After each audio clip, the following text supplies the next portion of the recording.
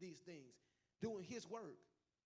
The last thing needed to be who you're called to be is be made whole. Look at verse 23. It says, and the very God of peace sanctify you wholly.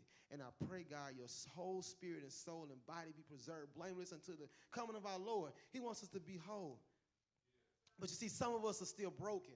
Some of us are still torn. Some of us are still incomplete. Some of us are not letting go of past dealings, not letting go of past hurts, not letting go of past evil situations. Some of us are still holding on to people and to places and to attacks and to giants and to words. Some people are still standing in the shadows of past traps and present mishaps, misunderstandings, and mistreatments. You see, some of us are still standing in the shadows of things that should have no power in our lives.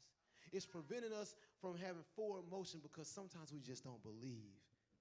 We don't believe we can be blameless. We don't believe we can be made whole. Sometimes we just believe there's too much in this world that we have done to be able to step out of the shadows and step of our own shadows, and it's preventing you from taking center stage and stepping into his marvelous light. You see, I know this light is bright. I know the light gets hot. I know the light makes you sweat. I know the light follows you everywhere. I know the light doesn't let up.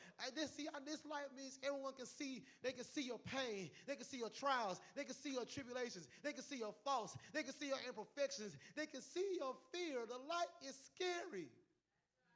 Well, I'm here to remind you of John 16 and 33. He says, I tell you these things that you may have peace. In the world, you will have tribulation, but be of good cheer, for I have overcome the world. You see, he has conquered this world, so you can be made whole. You can be made blameless. You can be used for his work. You can step into God's spotlight.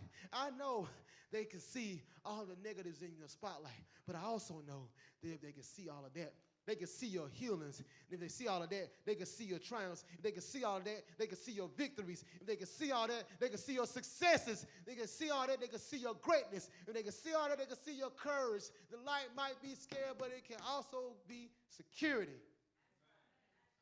One of Satan's greatest counterfeits is his ability to make us think that our condition renders us useless.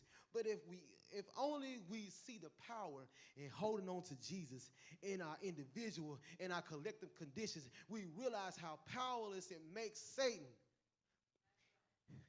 If he can't cause you to lose faith, lose connection, or sin before God, his tricks have absolutely no power over your life.